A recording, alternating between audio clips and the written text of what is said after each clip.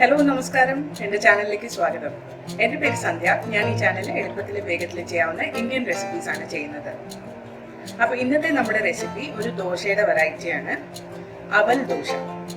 വെള്ള അവൽ ഉപയോഗിച്ച് ഒരു എളുപ്പത്തിൽ ഉണ്ടാക്കാവുന്ന വളരെ കുറച്ച് ഇൻഗ്രീഡിയൻസ് ഉള്ള ഒരു ദോശയാണ്. ഇതിനാവശ്യമുള്ള ഇൻഗ്രീഡിയൻസിൻ്റെ ലിസ്റ്റ് ഡിസ്ക്രിപ്ഷൻ ബോക്സിലുണ്ട്. ദോശ ഉണ്ടാക്കാൻ ആവശ്യമുള്ള സാധനങ്ങളുടെ ലിസ്റ്റ് പറയാം. ഇവിടെ പച്ചരി ഞാൻ കഴുകി വൃത്തിയാക്കിയതിന് ശേഷം 3 മണിക്കൂർ നേരത്തേക്ക് വെള്ളത്തിൽ കുതിർത്തി വെച്ചിട്ടുണ്ട്. ഇവിടെ 1/2 കപ്പ് തൈരില് 1/4 കപ്പ് വെള്ള കട്ടിയുള്ള അവൽ അല്ലെങ്കിൽ പോഹ നല്ലോണം കുതിരാൻ വെച്ചിട്ടുണ്ട്. അവൽ നല്ലോണം കഴുകിയെടുത്തതിന് ശേഷമാണ് ഇതിലേക്ക് കുതിർത്തിയിട്ടിരിക്കുന്നത്.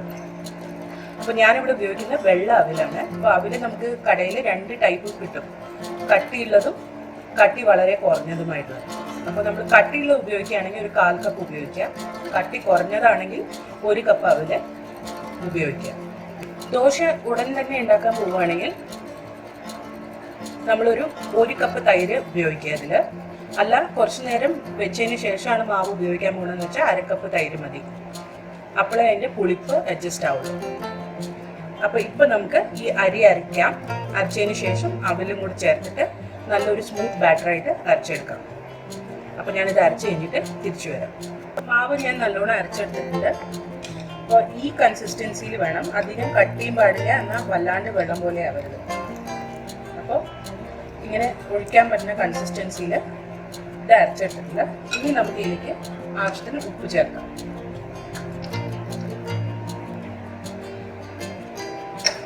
എന്നിട്ട് നന്നായി ഒന്ന് മിക്സ് ചെയ്ത് കൊടുക്കാം. അപ്പോൾ ഞാൻ നേരത്തെ പറഞ്ഞ പോലെ നമ്മൾ ഉടനെ തന്നെ ഈ ദോശ ഉണ്ടാക്കാൻ പോവുകയാണെങ്കിൽ തൈര് കുറച്ച് അധികം ചേർക്കുക. അപ്പോഴേ അതിന് പുളിപ്പ് കിട്ടുള്ളൂ.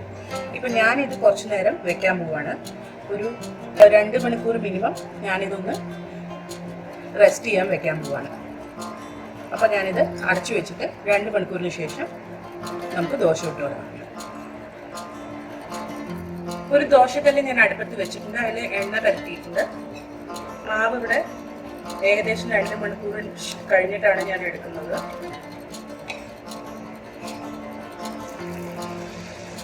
മാവ് കല്ലിലേക്ക് ഒഴിച്ചിട്ട് ഒന്ന് ചെറുതായിട്ട് ചുറ്റി കൊടുക്കുക.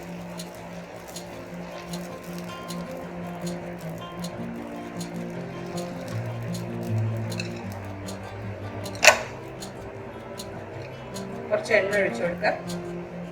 എണ്ണയോ നെയ്യോ ഉപയോഗിക്കാം. ഇനി ഇതിൻ്റെ അടിയൊന്ന് ചോക്കുന്ന വരെ നമുക്കിതൊന്ന് കുക്ക് ചെയ്തെടുക്കാം. അപ്പം അടിയിൽ ഇതൊന്ന് ചോന്ന് തുടങ്ങിയിട്ട് ഈ ദോശ ഇങ്ങനെ കുഞ്ഞിതായിട്ട് ഉണ്ടാക്കിയാലേ ടേസ്റ്റ് ഉണ്ടാവുള്ളൂ. കുറച്ച് കട്ടിയിൽ ചെറുതായിട്ട് ഉണ്ടാക്കുക. ഇതൊന്ന് മറിച്ചിടാം. 1 മിനിറ്റ് നേരം ഒന്ന് കുക്ക് ചെയ്തതിന് ശേഷം ഇതൊരു പ്ലേറ്റിലേക്ക് മാറ്റാം. ബാക്കി ദോശ നമുക്ക് ഇതേപോലെ ചുട്ടെടുക്കാം.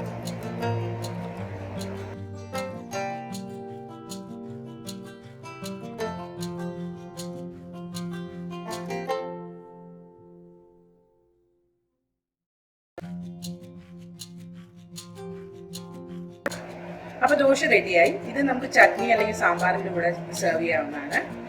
ചൂടോടെ കഴിക്കാൻ മറക്കരുത്. ഈ റെസിപ്പി നിങ്ങൾക്ക് ഇഷ്ടപ്പെട്ടു എന്ന് വിചാരിക്കുന്നു. ഇഷ്ടപ്പെട്ടെങ്കിൽ നിങ്ങൾ വീട്ടിൽ ട്രൈ ചെയ്ത് നോക്കിയിട്ട് കമൻറ്റ് സെക്ഷനിൽ അറിയിക്കാം.